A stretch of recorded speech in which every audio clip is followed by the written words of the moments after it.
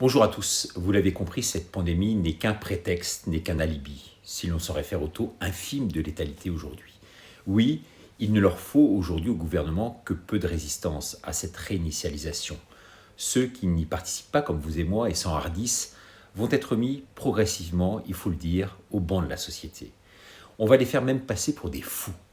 Regardez, c'est le cas du docteur Denis Agré, de se faire harceler aujourd'hui par l'ordre des médecins, qui souhaite même lui imposer une expertise psychiatrique.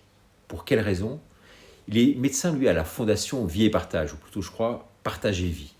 Le docteur Agré avait interpellé simplement sa hiérarchie, c'était en fin d'année dernière, sur le simple fait que la mortalité dans les 90 EHPAD de sa fondation, eh bien cette mortalité n'était pas plus élevée que les années passées. Eh bien, mal lui en a pris. La vérité, c'est vrai, n'est pas toujours bonne à dire, comme disait ma grand-mère. Qu'est-ce qui lui est arrivé à ce fameux docteur? Il a été licencié pour avoir en toute transparence et confiance communiqué son analyse. Alors à cela, 4 questions. 1.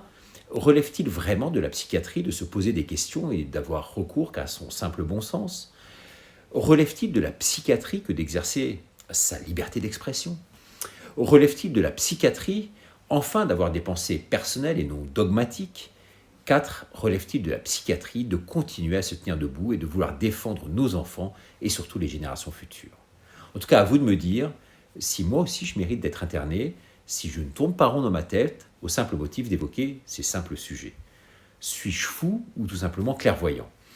Abonnez-vous à ma plateforme, laminutedericardo.com. Vous êtes aujourd'hui 1490 quasiment à m'aider dans ce combat au quotidien. Merci beaucoup à vous du fond du cœur et à bientôt pour de nouvelles aventures.